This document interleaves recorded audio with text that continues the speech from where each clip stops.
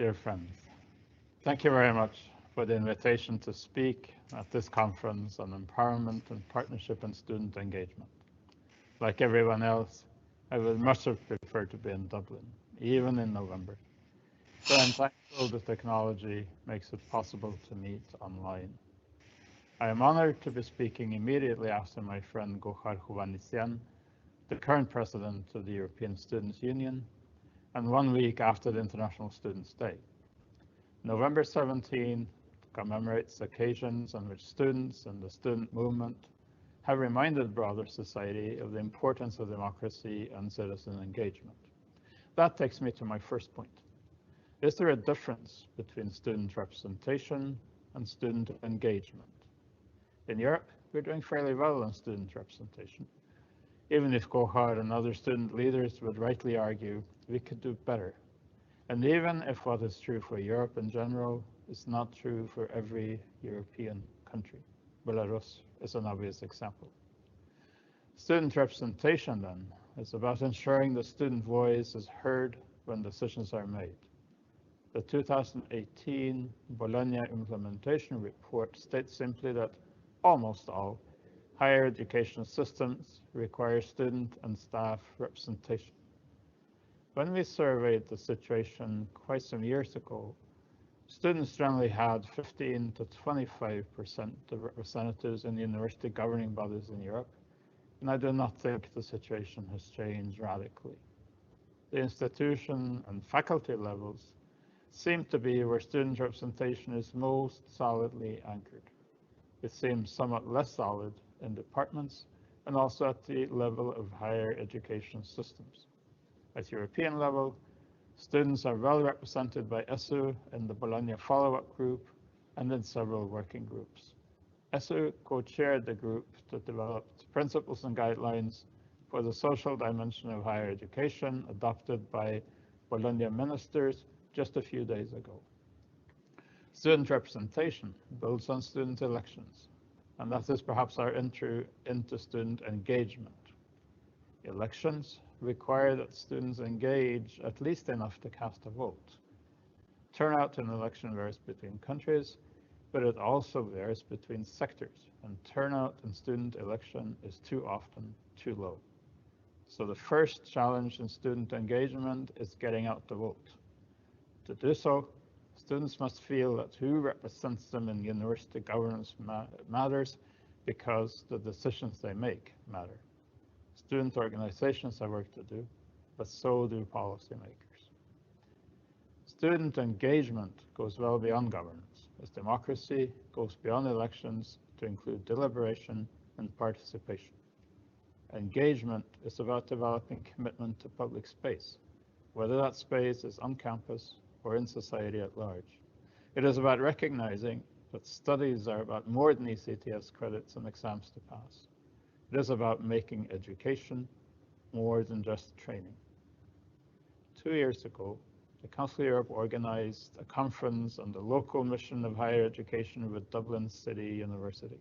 In 2014, we organized with other partners from both Europe and the US a conference on the democratic mission of higher education at Queen's University Belfast. Neither mission can be fulfilled without student engagement. The partnership with the US is important because while US universities are not very strong on student representation, student engagement is real and to some extent institutionalized. From our partners in Dublin as well as in Belfast, we have seen good examples of student engagement with broader society, from science shops to community centers, motivating school students to aim for higher education, even if they come from an area of town where they walk past campus every day but never dream of stepping onto it.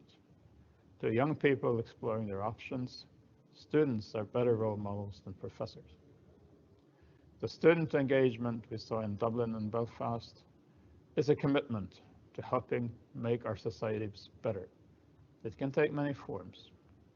Teaching slightly younger students and being role models to them is one. Offering practical help is another.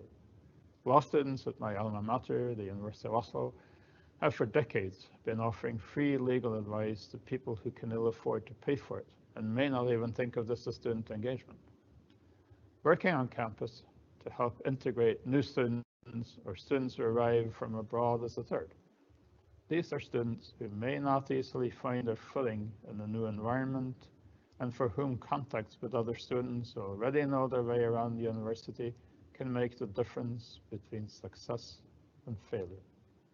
Student engagement can be helping underrepresented groups organize, but not doing it for them. Or it cannot be teaching language to refugees and migrants.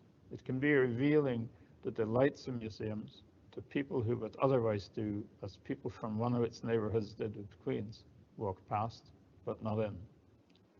As we see, there are many examples of good practice and probably even more possibilities. But how do we, as policymakers, help turn possibilities into realities? On a very immediate level, we can encourage the use of the instruments we already have. In the European higher education area, structural reforms are among the more important achievements. Structures that are to be used. The credit system and national qualifications frameworks, for which Ireland has been a pioneer, allow for greater flexibility, devising study programs and individual learning paths. Nothing should prevent any institution from granting a reasonable number of ECTS credits for student engagement that fits into a learning path. And this does not apply only to students of social sciences. It applies equally well to students of astrophysics who motivate young people at the community center to reach for the stars. In assessing quality, we could look at the way institutions encourage student engagement as one of the elements.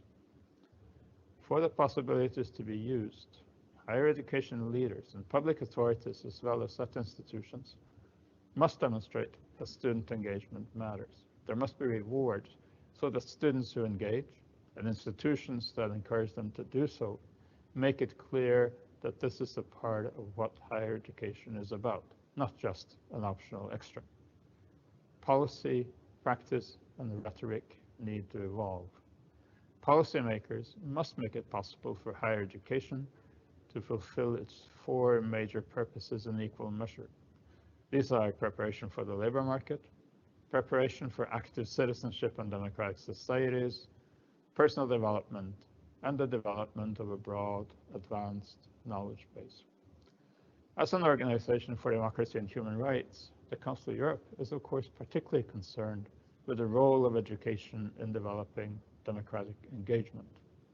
We have developed a reference framework for competences for democratic culture, with 20 competences organized around four clusters: values, attitudes, skills, knowledge, and critical understanding. They apply to all levels of education, including higher education.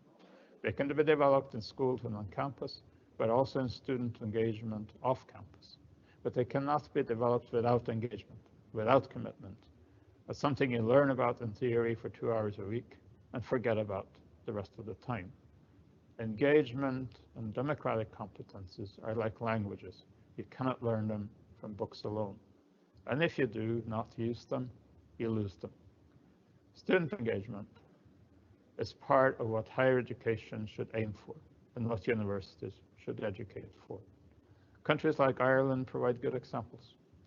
We need to create opportunities for student engagement through policy, demonstrate its importance through action, and encourage it through the way we refer to students. Students are members of the academic community. They are not clients or customers. Clients shop around. If they do not find what they want, they move on. Members of a community try to improve that community and emigrate only if all else fails. The difference between students and as clients and students as students, between passive students and engaged students, is crucial not only to the future of higher education, it is crucial to Europe. Thank you very much.